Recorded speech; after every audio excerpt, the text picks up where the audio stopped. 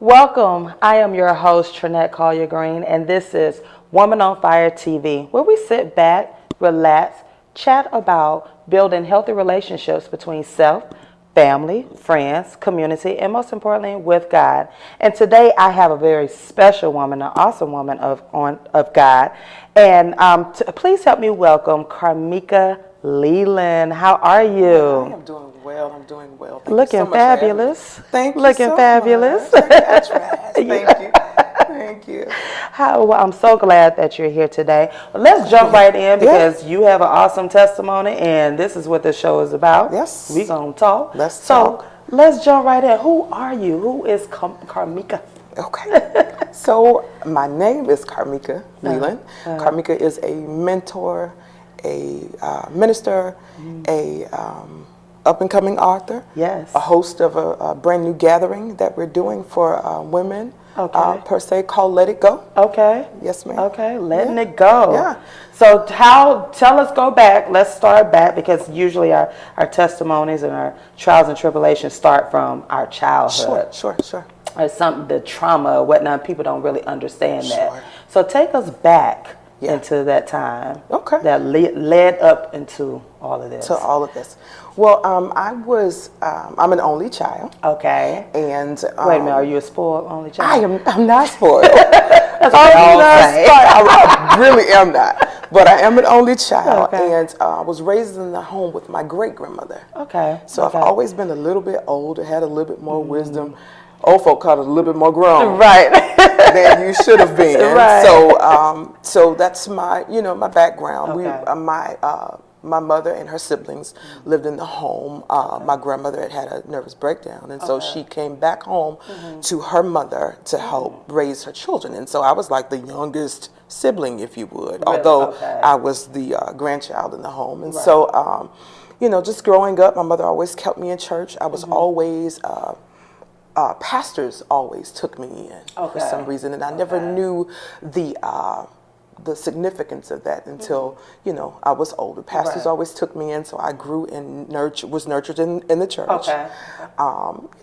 Became a teen, started to make some decisions very early. Being grown has its ups and its downs, its pros and its cons. So I started to make decisions very early. I was married early, married with children. The marriage ended in a divorce. And, I've just had several hurdles that I've had to overcome. But through Jesus, I have bounced back. So what are these hurdles? It sounds like the typical church girl, we just, she in church, she all right, Jesus, she prayed to Jesus, and it was over with. Describe these hurdles. Didn't go like that because it didn't go like that. My father, it wasn't like that, honey. My father was around, and there was something that you get. He was around, but, he did what he could. What he was capable of doing at that point. Sometimes when you know better, you do better. But, typical girl, wanting the attention, wanting the love, and willing to do whatever to get it. Even though you had God. Even though you had God and. God. Not either or, both and. But then, I was introduced to God, but there's a difference between being introduced to Him and then knowing Him yourself. Really? So as I became a teen and grew into God, where I had been trained up. The scripture says if you train up a child, one straight from it. Even though I got into, different relationships, or, I was looking for that male authoritative word who spoke to who I was, looking for who we are, which we often do until we come well into our 40s. Sometimes we're, looking for the affirmation outside, but looking for that. And again, I was married, the marriage ended in a divorce. I was married very young, probably about 18. Really? Yeah, very young. 2 children, beautiful children out of the marriage, and ended in a divorce. And then about 8 years into that, or after that, my ex-husband took a shotgun and blew his brains out. Wow. And so not only was I walking my children through the divorce, because that's a type of death, we're used to family. We don't marry to be divorced, but you find yourself there, you're walking through that. But then I found myself walking my children through a suicide, a very traumatic type of death. My daughter started to cling to my father After that time, Okay. 3 years later, they find my father dead of a self-inflicted gunshot wound. Oh, wow. So your ex-husband. Ex-husband. And then your father. Then my father. How did you, as a woman and a mother, first deal with your ex-husband? Because no matter what, you go through a divorce, you still have that love, especially being your children's father. That's right. How was that? How did you handle that? It was rough, and that is actually where the culmination, or let it go, kind of came about. Because as women, our anatomy speaks to our ability to hold on to things. Yes. A man can plant a seed in us. We'll hold it for 9 months, 10 months. I know my children, they were not trying to come out of here, but I was like, y'all got to, you got to go somewhere. And so we'll hold on to things and incubate those things long before or long after they should be gone, or birth, or whatever the case may be. And so that's kind of how Let It Go came about, because I was walking the children through. And I was, the minister in the church, and I was ministering to everybody. But I forgot about the fact that I needed it to be ministered. So you had to keep this persona, like, I got it. I'm gonna be here for my children. Sure. I'm gonna be here for my children. I'm gonna be a rock for them. I've always, my demeanor sometimes says rock. People think, but the truth of the matter is that I had some things that I needed to let go and to deal with in and of my own self. Wow. That's the truth of the matter. And even, I try not to tell my daughter's testimony, because that's hers to tell. But even, children, when they have a point of reference, then they begin to see that this is what happens. Even though she's seen me stand after her dad, who she absolutely loved, my father, who she clung to, then when the tough got going for her, then the thoughts started to come for her. And so then we had to eventually walk through that. But she is healthy and whole, just got accepted into college, and she's moving forward. But we did that with much prayer and therapy. Okay, so let's rewind with that, because that not only does suicide happens in our community, but we don't want to get help for it. So you go through this with your ex-husband. You find him dead. Did you find him, or no? Actually, his mom did. His mother did. So that had to be taken care of, and then your father. So did you get any type of help in between? Yeah, let me tell you what happened. I come from a very progressive church family who I love, Grace Church International. Shout out to my bishop, Jonathan, and Tony Alvarado here, and in the Atlanta area. And there is the day that we got the call that this happened, the next day my children were in therapy. Okay, great. Because God gives us grace, but also every good and perfect gift comes from above. He gives us doctors. He gives us medicine, and whatever you got to do to get to the point where you can let it go. Let it go. Sometimes it's cold turkey. Sometimes you can stop. You'll take they used to say, take the taste of cigarettes out of your mouth or whatever. But sometimes it's some walking through. Sometimes it's therapy. Sometimes it's counseling. Sometimes it's psychiatry. Whatever it takes, you just do what you have to do. And so for me, the balance in it all, we're going to call on Jesus, but we're going to call on him on the way to the doctor. Exactly. Because we forget about that. We forget about that. We've been conditioned, and I know it's out of love. So it's like, no, you just pray about it. You keep this to yourself. You keep this in the family. That's right. But you internalize that, and I always tell people, God sends those doctors. That's right. That is correct for us. And those things may not show up now. Right. But they will show up later. And even for the things that we walk through, that I walk through with my children, walking them through, as you will, taking them through it. It wasn't until I normally say between about 17 and 18, those times, that time before I got married, and 40-ish, I was in a fog. And so after taking them to therapy, I just started therapy myself when I went into writing the book, Let It Go, that we talked about it. I'm in the middle of doing that. Whenever God brings something to you, he's going to run it through you. So I can't preach Let It Go unless I've had to let it go. Stop and say, I need some help too. What was that after witnessing two suicides and you helping everybody else? When did you decide to help yourself? Well, the reality is this is what happened. So my ex-husband, it was ruled as a suicide. For my father, it was ruled as a self-inflicted gunshot wound. I don't know the difference, but we know that he, died of a self-inflicted gunshot wound. And, again, to us, it was another death, that tragically that someone had either meant to or mistakenly or however taken their own lives. And so, once going through that, once walking with their children through that, you go through different phases in life. My children had gotten older. They are, they ain't studying mama as much as they used to. They have come into their own life. And I was just, left with myself. When all of the noise goes away, when all of the music, when all of the titles and all of the functions that you have go away, all of your friends, just when all of those things change, you're left with yourself. And I knew, I just knew that I needed to go and do some reconciling within myself. I was at another women's event, and there was a therapist there talking, and she began to talk about some things, and I was like, I believe this is you, Lord. I need to go so that I can be not just healed, but whole. Yeah, healed and whole. Yes.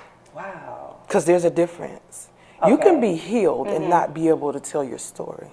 When you're whole, then it becomes your story. Now I can talk to somebody else about it. There was a time when I couldn't talk about it because I still carried the shame of it. I was going to ask you, were you ashamed of that? Yeah. Yeah, it gets to be,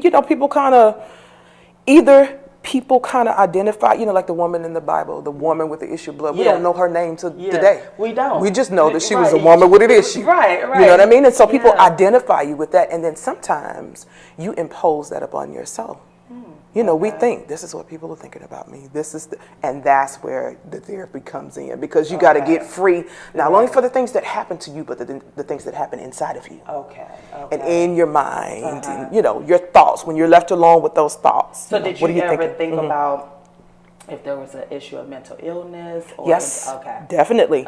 Definitely. And so we call it what it is, because we've been given the name that's above every name anyway. Exactly. So we can go ahead and call it what it is, because there's a name above it. Definitely there was some, mental illness, and through that I've done some research of my own. Again, Let It Go is a kind of a campaign that talks about self-care, and it goes beyond hair done, nails did, everything did.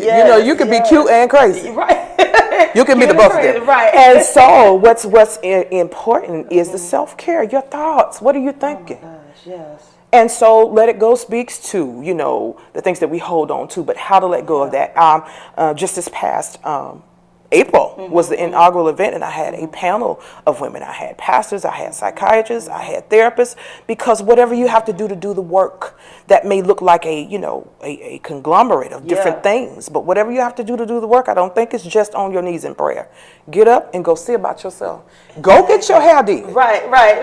But go see about your inner self. Yeah.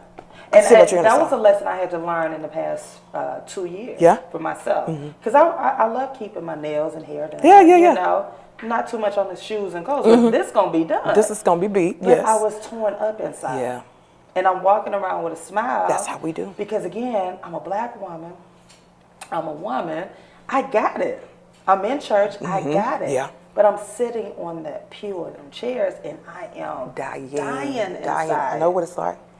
So how do we convey this message to other women that go seek help? It's okay. That's what it is. Because it wasn't until I started seeking help, God was like, it's okay for you to go see this person. And I'm not ashamed of it anymore. Yeah, I'm not either. Yeah. Because there are other people that's something that they do. You know how we put our nails and our hair in our budget? They put their therapists, they put them in their budget. And so that in the event that I need that, I can go and have that so I can be well. I think we were just talking before about getting it out. Yes. We hold on to everything. Like I said, we incubate it. And I often say it, like when I'm teaching or preaching, I say the prophetess, Miss Badu said, bag lady, you gonna hurt your back. Right. Dragging all them bags like it. I guess nobody ever told you. All you must hold on to is you. We got it backwards. We hold on to everything else. Wow. But we let ourselves go. We do. Yeah. We let it go. We let ourselves go. go. So moving forward, that's us. I mean, just looking at you and looking at people. Yeah. You don't think about it. You don't think that, hey, wait a minute. No, she couldn't have experienced afterwards, how did you, once you started your children with their therapy, and then you went to therapy, what is it like now? Like what was it easy process? Did it happen overnight? Absolutely not. It is still a process. Okay. It's still a process. We're coming around the holiday times. Yes. And this is the time where statistics say that suicides are at an all-time high. So do you continue to talk about it with your children? We do talk about it. I don't try to not talk about it with them. Okay. That's one of the things that we do in our culture. You know, we just don't talk about things. Children are more resilient and they know more than you think they know. Exactly. It's okay to discuss it with them at their level, which is why we went to therapy right away. They were able to guide me, you know, to say, you know, okay, so now's the time to talk about this where they're concerned. And that inner Noah that you have, that intuition, that discernment that you have, you know, we knew, you know, when it was time to talk about certain things. But it's a daily walk. It's a decision. Deliverance, I think, is a decision that you're participating in. Because I think so many of us, we rush the process. We do. You know, including me. I tried to rush the process of healing. You know, because you want to get more, you want to get past it. And people will almost make you feel like you still mourning that. You should be over that. When everybody has their own process. Everybody has their own process. Some cuts, you can scrape your knee, and next week or so, a scab will begin to grow. I remember when I had my daughter, I ended up having a cesarean session. I'm going to get her for that. She's going to pay for that. She's studying biology. Hopefully she'll be a doctor. You're going to help me fix what you messed up, young lady. But no, I had a cesarean section. I remember being at a job, probably about 2, she was almost 2 years old. And I was having a little bit of pain or whatever. Reached out to my doctor and he said, you've been cut deep, so it's going to take some time to heal. That's a title right there. Listen, it takes some time to heal from some wounds that are deep. So don't rush your process and don't allow anybody to rush your process. Because people will rush it. They will if you let them. They will rush it. They will rush it. Wow. By now you should be somewhere. And I think there's one of the elders that was in my life growing up, a considerable amount of progress in a considerable amount of time. Right. But you know, that's relative to the person, your, you know, what you got going on, all of that. Right. Yeah. Right. So tell us where you are now, like the trials and tribulations that you've gone through, the 2 suicides. Just that in itself is a lot to handle. It's a lot. That is a lot to handle and keep yourself together. And in the pulpit, you're a minister. I am. Yes. So you were going through all of this and still preaching the word. Yes. What were your thoughts like standing up there in the pulpit? But again, you got to know yourself. So sometimes it's okay to stand back. Or stand down. Me being a minister did not come along with the license that I was issued. Gotcha. That's who I am. It's a part of who I am. And so sometimes you got to know when to hold them. Know when to fold them. Right. Know when to walk away. Know when to run. Sometimes you have to know when to sit back and be healed. So and so there was a period of time. Okay. There was a period of time that I had to say, and even now there's a period of repose because there's a new beginning for me. Things don't look, God has redefined some things the way they've looked before. So coming out of the sackcloth and the ashes or the mourning, stepping out of that. I don't know if you ever seen The Wiz, that's one of my favorite movies. I love that movie. You know, once, I look at it all the time, but once, you know, Eveline was dead, they were dancing around and then they began to just kind of unfold or unzip and come out of these things that they've had to wear for all of this time. And so for me now, it's a newness, it's a freshness, and I'm still taking it one day at a time. But I feel new. Right. You know, the old folks say you looked at my hands and my hands looked at my feet. I feel Your walk new. is different. My walk is different, but I had to take that time, that stand back time, that alone time with yourself. To figure out who you are that long time. and where you're going. It's no joke. It's no joke. It's no joke because you get to see some stuff that you be like, girl, that ain't right. I remember talking about the fact that I had to stand in a mirror, just naked, from head to toe. And I had to ask God to reveal who I was in that long time. I didn't like it. I cried and I cried, but I didn't like it. But so many of us don't do that. That's the truth. It's the truth. We have all these outside forces that pull on us. I was thinking earlier this morning, I was preparing, and I was thinking that the place from where you are to the place where you're going, there's this long road called forward, or there's this journey. There are people back here, and so you're kind of comfortable because they're the people that you know. But along the way, typically you walk by yourself. Yes, you do. And you get comfortable with who you are and your thoughts and all that kind of stuff. Yeah. Now, there are people, it's a bit of an isolation. Yeah. Everybody in the scripture that God did anything great with, there was a period of isolation. Because I got to pull you to yourself so you can not only know you, but know me differently. That is so true. Then you get to the other place and there are friends and there are other relationships on your healed side that don't look like they did back there. And you don't require the same things. You don't need what you needed when you were back there. Exactly. So that time alone, or that forward time, that moving forward, that time between your now and your next is, you growing, you blossoming, you no longer identifying yourself with the kid's mom or the wife or necessarily the minister or the, all of these titles that we pick up along the way. It's me, Carmika. Carmika. Yeah. Wow. So tell us about life after divorce and all of this. How has it been?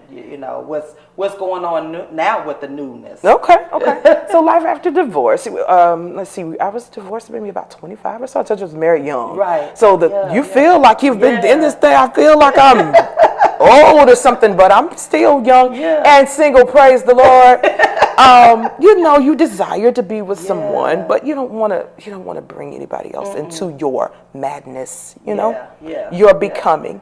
So whoever it is that can catch up and keep up, then we'll see at some point. They're gonna have to be anointed. They're gonna roll with you. You better know it. You better know it. You better know it. You better know it. So it's new now. I'm just getting. I don't want to say comfortable because there's no comfortability in God. As soon as you get comfortable, He's like, okay, now let's move to Zimbabwe somewhere, So Jesus, I'm just fitting in these shoes, but He's progressive. He's ever moving. So for me, it's healing, it's wholeness, and that's just progressive. And I'm more conscious about it now. And so the decisions that I make are purposeful. I'm not just doing stuff just to be doing it. You know what I mean? Because when you're in that mode of survival, you're doing what you do to survive. Right. But now on the other side, looking back, I can't go there. I can't befriend this person, or I can't do this. Because of where I'm going. Yeah. Everybody can't be in your circle. Everybody can't. So tell us how is your new circle? Like, or were there people still there, or they understood your walk, or they're gone, or Well, some of it I think is a redefinition of, or redefining of, it comes from within. So some relationships I've had to step away from and allow them to be redefined. They weren't totally removed, but redefined. Right. And so I go back in a different capacity. And if you can handle that, that's good. But if not, my good sister says, let me go. Let me let me go. And so then I'm going to allow you to let me go because I'm just in a different place. And I used to feel so bad about that because I'd be like, I don't want to just drop nobody. But you'll learn that some of those things will become natural. They'll just kind of fall off as you progress. Yeah. Because I asked that question because a lot of times we were like, but I don't want to give up my friends or this, that, and another. And sometimes, like you said, it's just natural because God is like, no, I need you to move forward. Sure. No hard feelings, no love lost. But where you're going, I need you to be in this space. That's right. That's right. Wow. So tell us about the movement. Let it go. Let it go. That is exactly what it is. And even with that, I put myself into a box and started ministering to women. And so I would say, well, my ministry is to women, da-da-da-da-da. But God is like, okay, stop saying that because I didn't ever tell you that. You can minister to women because you're a woman who's walked through something. Right. But everybody needs to know about self-care. We have children that are committing suicide because they're being bullied or going through traumatic emotional events that send you into something like that, like my children could have, And so Let It Go is a movement. It is a gathering, I would say, of women. But this year we've got something else on the horizon. The church is very dear to me because that's the place where I grew up and was nurtured. But it's also the place where we hide behind all the stuff that we're dealing with. So I've had the privilege of, I used to sing. I've recorded and been around artists. I have friends today that are artists who I love dearly. And that community, just dealing with what they deal with. Even pastors. We have pastors that are committing suicide. Oh, my my gosh.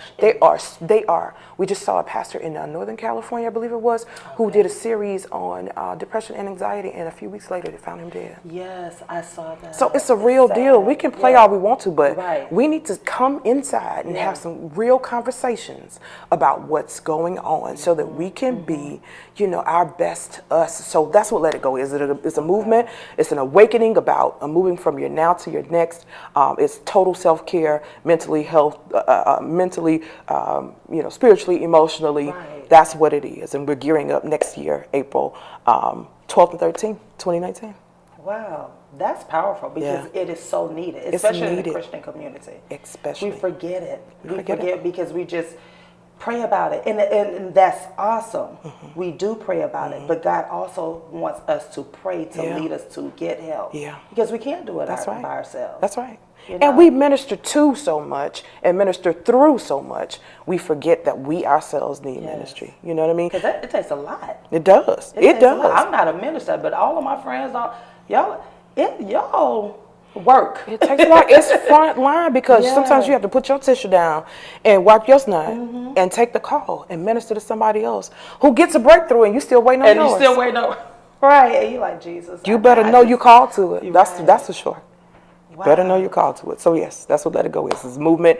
It's a book that'll be forthcoming soon. I had to kind of pull back from that too because I said book and I'm getting ready to write. And God said, well, let's talk about these 3 words, let it go. And he pulled me back and started to minister to Carmika so that you get not just something good or some words put together, but you get my story. Wow. Yeah, you get my story. Carmika LeLand, look into that camera and tell us how we could connect with you. Absolutely. So you can go to my website, which is www.letitgoexperience.com. Anything that you need to know, anything that's forthcoming, how to reach me, our updates about upcoming events, you can find it there on that site. There are some things being uploaded as we speak. So again, it's www.letitgoexperience.com. Wow, Carmika, yes. Let It Go. Yes, ma'am. Powerful. Oh my gosh. Well, I want to sincerely thank you. Thank you so much for having me. Thank you. Because again, this platform is that message is needed. Yes. Amongst women, amongst everyone, like amongst you said. Everybody. I get a chance because I'm a woman, but everybody's needing it. We forget about ourselves. We forget about ourselves. Especially that Christian community. So I just definitely, truly want to thank you for sharing that testimony because it's not easy sharing. It's not. You know that. It's not easy. Yeah, it's not. But it's necessary. Right. One of the other things that I'm cultivating is working with girls. A girls mentorship, something is still kind of forming, but before they were women, they were girls is what it would be called, because if we can work with them before they get all of the insecurities and stuff that we have going on, there'll be some powerhouses. They'll be taking the baton and running earlier than we did. So you got to come back. Yes, yes, I'll be glad to come back, absolutely. Carmika LeLand, you guys, and it was a blessing as always. Thank you blessed me today, and as always, I thank you for tuning in. And just every day that you wake up, remember that life is still good. It's still good. You get up, there are new beginnings. Live, laugh, and love, and just enjoy life. You only get one. And I plan on enjoying it. Yes. So you can always connect with me on all social media. I am TrinetteLCollier.com, my website, and all social media. I am Trinette L. Collier. And until next time, be blessed. See you later.